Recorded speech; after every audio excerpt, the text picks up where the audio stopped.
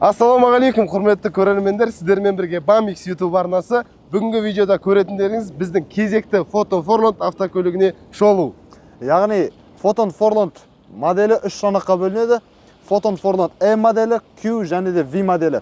Алдарыңызда тұрған бүгінгі бізде обзорда M2 моделіне толық шолу көрсететін боламыз. Шолуымызды бастамай тұрып каналға тіркеліп, колокольчик бастырмасын басып қойыңыз. Шолуымызды сырт жағынан бастайтын болсақ, алдыңғы дөңгелегі 185-те 14-ші размерде. Ал артқы дөңгелегіне келетін болсақ, бір мостылы қос дөңгелекті алдыңғы сияқты 185-те 14-ші размерде болып жүреді. Яғни дөңгелектің қысымының өлшемі 2 болып жүреді. Неге десеңіздер, бұның толық жүк көтерімділік салмағы 1,5 тоннаға дейін.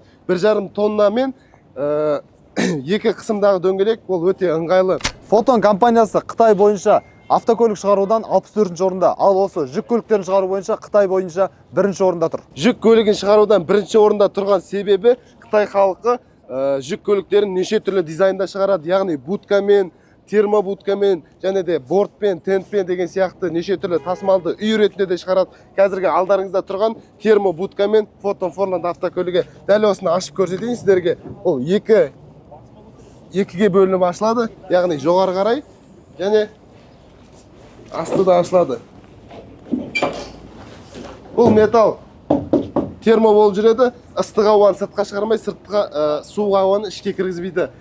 Бұл бір жағынан емес, үш жағынан да ашылады. Егерде өзіңізбен сауда саттықпен айналысам десеңіздер де, тауарыңыз тиеп, көшіп, қонып, сатып жүре берсеңіздер де болады. Жаздың күні көлеңке қылдырып төбеңізді ұстап тұрады, қыстың күні жаңбырдан содан қорғап тұрады. Жүк көтерімділігі 1,5 тоннаға дейін, ұзындығы, биіктігі іші 2 метр болып жүреді, ені 1,9 болып жүреді. Бұл көліктің енді қозғалтқышына келетін болсақ, қозғалтқышы 1,6 литрлі 5 сатылы коробка передача және артқы жетек. Бұл көліктің моторы қайда деп отырған шығарсыздар. Бұл көліктің моторы мына орындықтың астында. Көріп отырғандарыңыздай, бұл көлік 4 цилиндрлі және 4 цилиндр бір қатарда орналасқан. Бұның радиаторына екінші орындықтың асты арқылы барасыздар. Бұл бензинді мотор, бұған толық 60 литр көлемінде бензин сияды баққа. Енді кеттік, жүрісін көрейік бұл көліктің. Ал, бісміллә деп, бұл көліктің жүрісінде көрейік.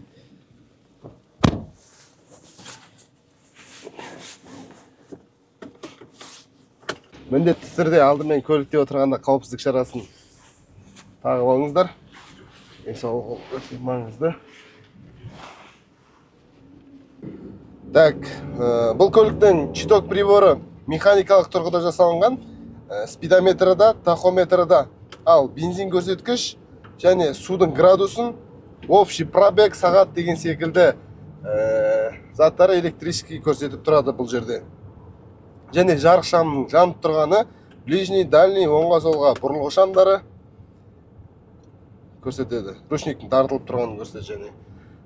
Көлік 2023 жылғы заманауи тұрғыда жасалынған, Android экранмен, задний камера бар, немесе артында камера бар,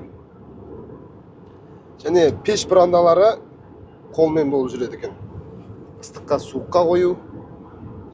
Жалпы Photon компаниясы 1996 жылдан бері осы күнге дейін 9 миллион көлік сатып жүрген. Қазіргі таңдағы обороттары 22 миллиард юан. Міне құрметті достар, біз жаңа қаланың ішінде жүрген болатынбыз. Енді бұл автокөлікпен ұзын трассада жүрген жүрісін көріп келе жатырмыз.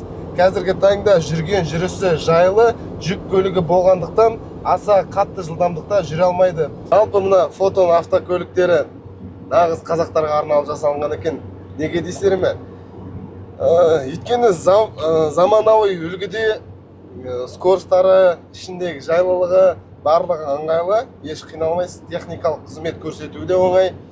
Ары қиналатыныңыз, жүк тиеп түсірдім демесеңіз, бұлай аса қиындық жоқ. Кәдімгі өзіміздің білетін Lada Granta, Lada Priora сияқты машиналарды басқарған сияқтымен тең екен. Скоростары да механикалық тұрғыда посадкасы да ыңғайлы. Ішінен барлығын көрініп отырасыздар. Лобовойыңыздан жолдың барлығы көрініп тұрады, және екі айнасынан екі жағы мықты көрінеді. сол заманауи тұрғыда нағыз қазекеңдерге арналған көлік. Android десеңіз Android, колонка музыка десеңіз музыка, радиосын қосып жіберейік.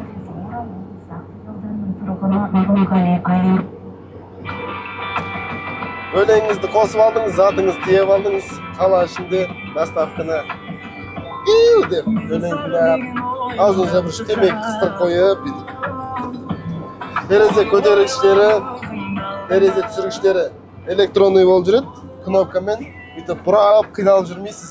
Кезіндегі грузовой автокөліктерді айтамын да, мысалға ZIL мінеттер мына жерде. ZIL және де тағы басқа 66 деген сияқты қиын басқарылатын көліктердің жанында әлде қайда заманауи тұрғыда жасалынған. Бағасы да өзіне сай. Бұның бағасын бұл видеода айтпай қояйын. Толық ақпарат бағасы жайында қалай алу керек, қай жағынан ала аламыз деген сұрақтарыңыз болса, бізде арнайы мамандар бар, сол жерге жазсаңыздар барлығын түсіндіретін болады. Менеджерлер сіздерге барлығын автокөлік туралы түсіндіреді, сұрақтарыңызға жауап береді.